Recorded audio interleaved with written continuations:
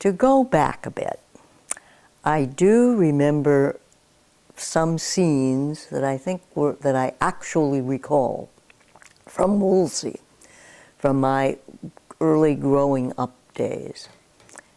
And that, for one thing, there was a swimming pool in Woolsey, a swimming pool in town that was a big municipal pool, big cement pool. And in the winter, they drained it, of course, so that nothing would freeze. And my friend and I, a little boy across the street, used to play down there in the tumbleweeds at the end of the pool that still had a little bit of water in it. It drove my mother crazy. She would come get us out of there if she found us down there. But we had hours of good fun, just playing with the tumbleweeds and walking up and down the hill that was the shallow end to the deep end. And it was just a kind of wonderful memory to think of that. And I remember that little boy, and I'm not sure what his name was now.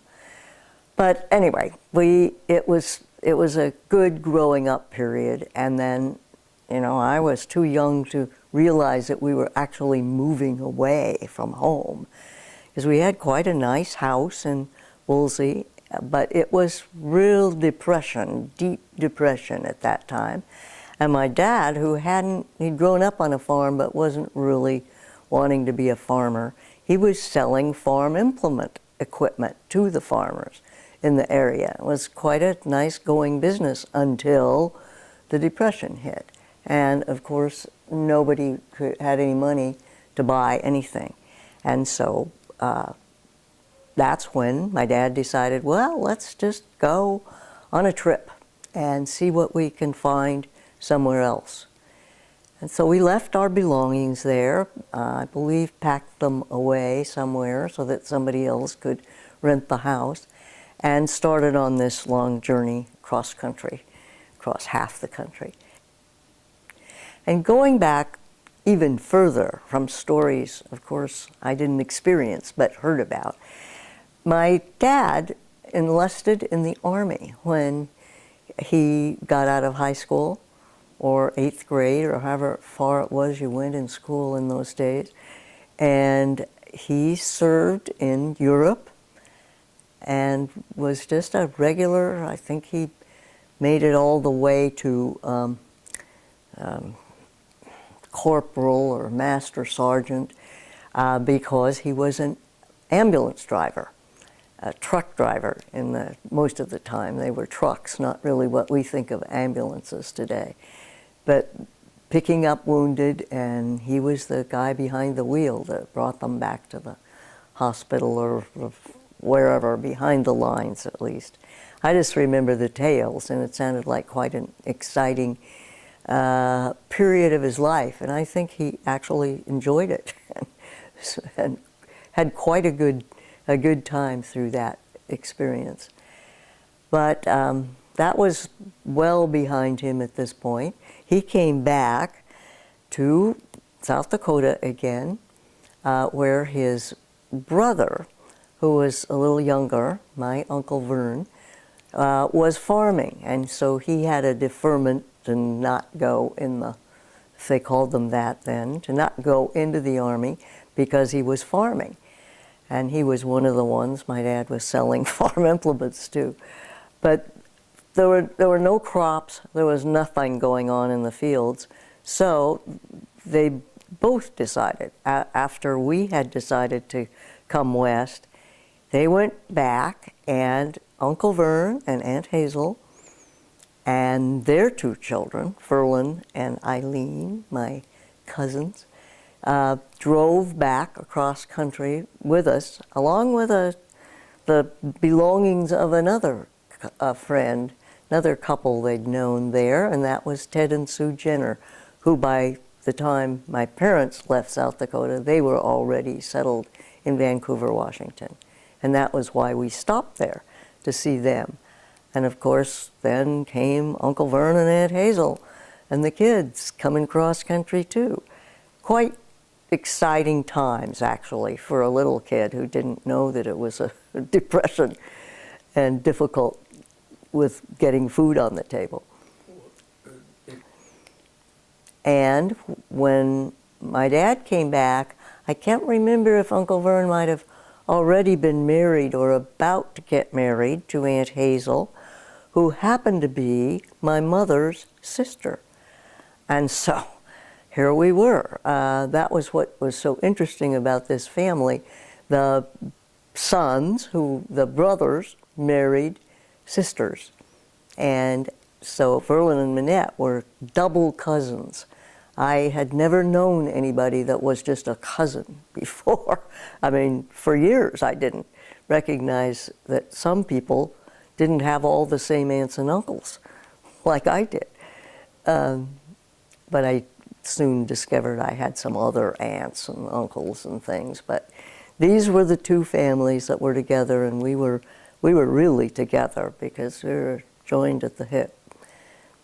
And so then off we went. Uncle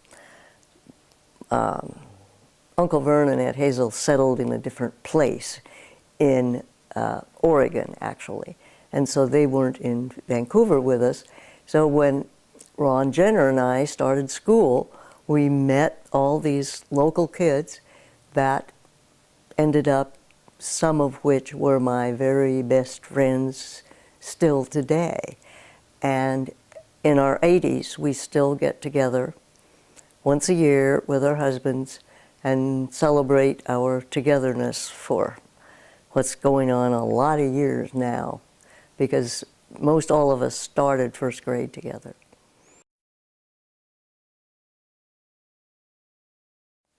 Way back to when I was just a little girl and we got in a big car, an old Buick, and traveled from Woolsey, South Dakota to what turned out to be Vancouver, Washington.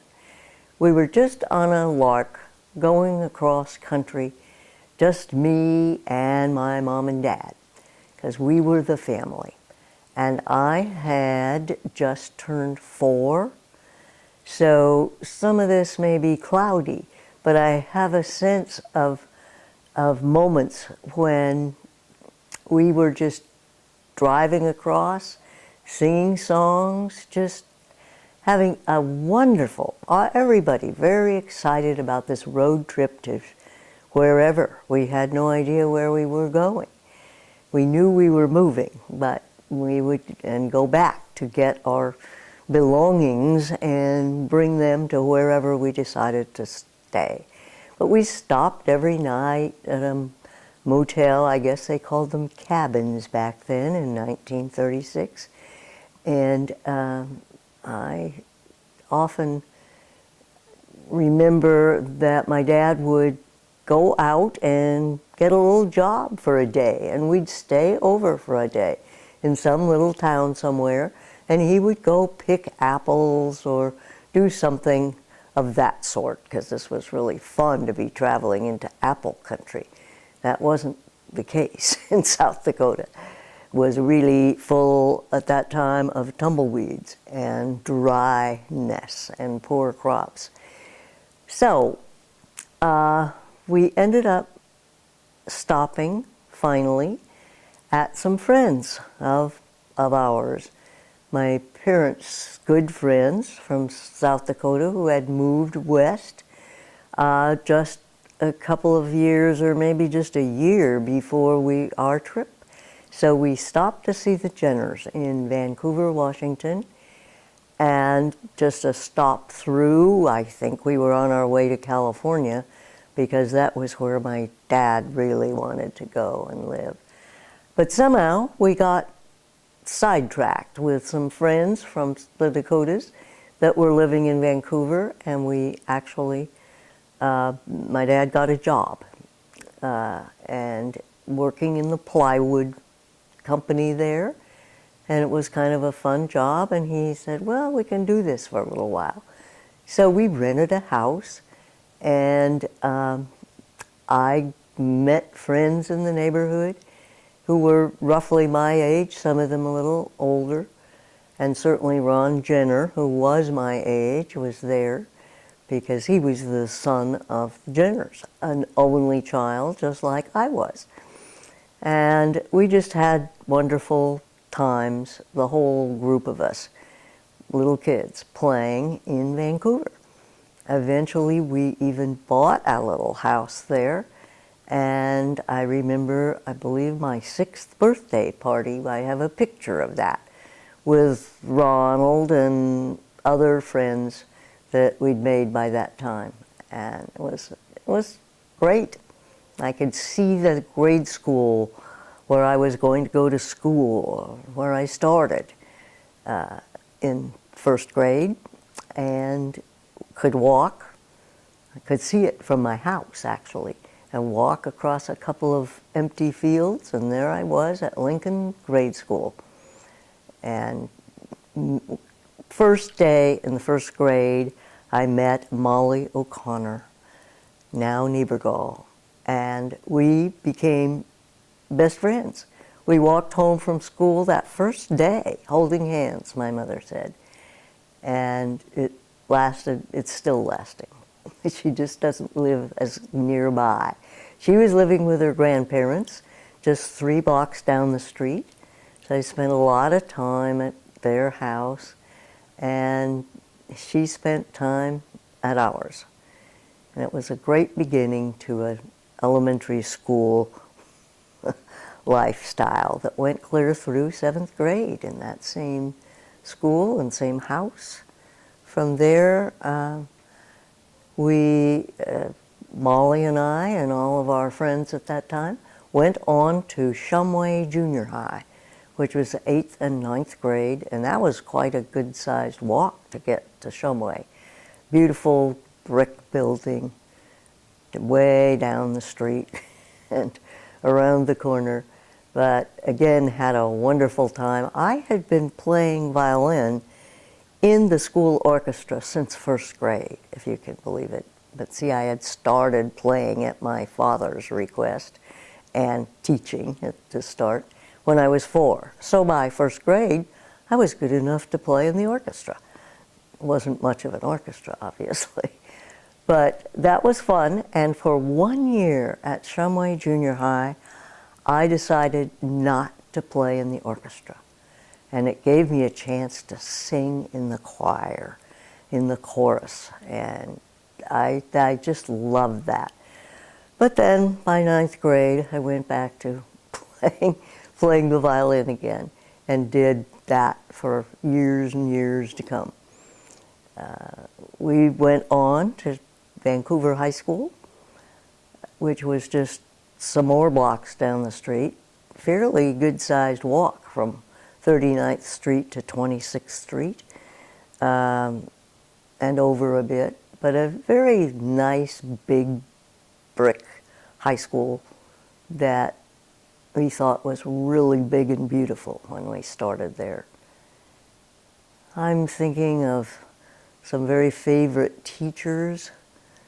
An English teacher, Mrs. Lazenby, who was a real urger of mine, urging me to go ahead and do what I wanted to do and write, and she was just a great inspiration, a teacher. And there we went, Molly and I and all our friends, graduating from high school in 1950. Molly and I were both valedictorians, having earned straight A's through high school. And so we each gave a speech. I mean, how's that for best friends from 1st grade, going through and doing that? But we had a beautiful auditorium in that high school. Remember that? Amazing, with a balcony and all beautiful stuff. So that was an exciting evening to give one of the valedictorian, I guess, speeches, and then have the the senior class dance in the gym afterwards.